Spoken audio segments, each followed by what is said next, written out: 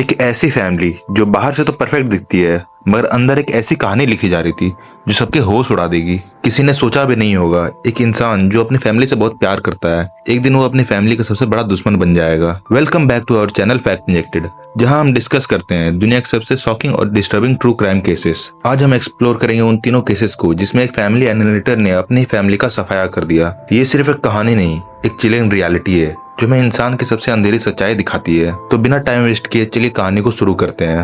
The bishop family murders 1976, एक perfect family जो झूठ निकली। विलियम ब्रैडफोर्ड बिशप जूनियर एक well educated respected US state department official. उसकी जॉब थी डिप्लोमेटिक मिशंस पर काम करना, नए नए देश घूमना और एक सक्सेसफुल करियर बनाना। उसकी एक परफेक्ट जिंदगी थी, एक प्यारी वाइफ, 3 प्यारे बच्चे और एक बड़ा सा मकान बेथेस्डा मैरीलैंड के अपस्केल एरिया में। लेकिन पर्दे के पीछे अंदर ही अंदर एक उबलती नाराजगी और फ्रस्ट्रेशन थी। विलियम को लगता था कि उसकी लाइफ में एक्साइटमेंट खत्म हो चुकी है। उसको अपनी जॉब स्टैग्नेंट लग रही थी, उसको कोई प्रमोशन भी नहीं मिल रहा था और उसकी पर्सनल लाइफ एक रूटीन बनकर रह चुकी थी। ये सब उसकी ईगो को बर्दाश्त नहीं था। 8 मार्च 1976 की रात को बिशप अपनी माँ के घर जाता है और बिना किसी वार्निंग के एक छोटे से हैमर उठाकर अपनी माँ का सर कुचल देता है। फिर वो अपने घर जाता है जहाँ उसके 37 साल की वाइफ एनेथे और तीनों बच्चे, 14 साल का विलियम थर्ड, 10 साल का ब्रेंटन और 5 साल का जेफरे सो रहे होते हैं। उसने बिना किसी पछतावे के सबको मार दिया। पर यह कहानी यहीं खत्म नहीं होती। नेक्स्ट मॉर्निंग बिशप ने उनकी बॉडीज को एक स्टेशन वैगन में डाला और 400 किलोमीटर दूर नॉर्थ कैरोलिना के एक जंगल में ले गया। वहाँ एक आइसोलेटेड एरिया में उसने बॉडीज को जला दिया ताकि कोई एविडेंस ना मिले। लेकिन जब पुलिस को उनकी जली हुई बॉडीज मिलती है तो पुलिस अपनी खोजबीन शुरू करती है। एक एक करके डिटेल सामने आ रहे थे और लोग शॉक हो रहे थे। बिशप के बिहेवियर ने हमेशा एक काम और कंपोज्ड इंसान का इंप्रेशन दिया था, मगर अंदर से वो एक कैलकुलेटिंग कोल्ड ब्लडेड किलर निकला। पर सबसे शॉकिंग बात, बिशप आज तक पकड़ा नहीं गया। FBI ने उसको अपने 10 मोस्ट वांटेड लिस्ट में डाल दिया और रिपोर्ट्स कहती हैं कि शायद वो यूरोप या किसी रिमोट एरिया में छुपा हुआ है।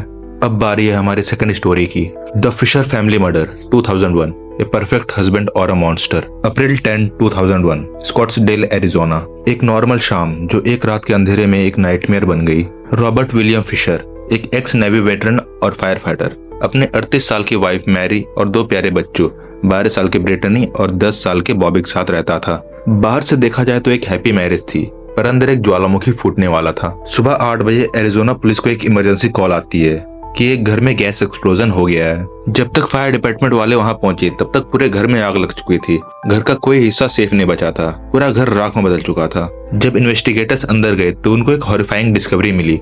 मैरी का गला कटा हुआ था और दोनों बच्चों की भी सेम ब्रूटल तरीके से मौत हो चुकी थी। मतलब रॉबर्ट ने पहले अपनी फैमिली को मारा और फिर घर में गैस लीक करके घर को आग से उड़ा दिया ताकि कोई भी सबूत ना मिले। लेकिन रॉबर्ट फिशर कहाँ गया? इन्वेस्टिगेटर्स को उसकी कार एक रिमोट फॉरेस्ट एरिया में मिली, पर उसका वहाँ कोई ट्रेस नहीं था।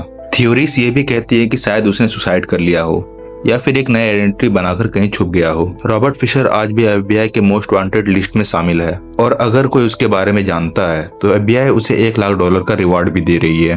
और अब बारी है हमारे आज के फाइनल केस के बारे में, the Rupert family murders 1975, the Easter Sunday massacre. अगर आपको लगता है कि पिछले केसेस डिस्टर्बिंग थे तो इस केस में एक सिंगल गनमैन ने अपने 11 फैमिली मेंबर्स का मर्डर कर दिया है। ये था जेम्स अर्बन रूपर्ट का केस, जिसे ईस्टर संडे मैसेकर भी कहा जाता है। 30 मार्च 1975, हैमिल्टन, ओहियो। जेम्स रूपर्ट एक अनएम्प्लॉयड डिप्रेस्ड इंसान था जो हमेशा फाइनेंशियल प्रॉब्लम्स और इन्फीरियरिटी कॉम्प्लेक्स में जूझ रहा होता है। उसको लगता था कि उसकी फैमिली उसको नीचा दिखा रही है और उसका खुद का कोई फ्यूचर नहीं है। ईस्टर संडे के दिन जेम्स की पूरी फैमिली यानी उसकी माँ, भाई, भाभी और 8 बच्चे सब एक साथ सेलिब्रेट कर रहे थे। मगर तभी जेम्स ने एक राइफल उठाई और सबको एक एक करके मार दिया।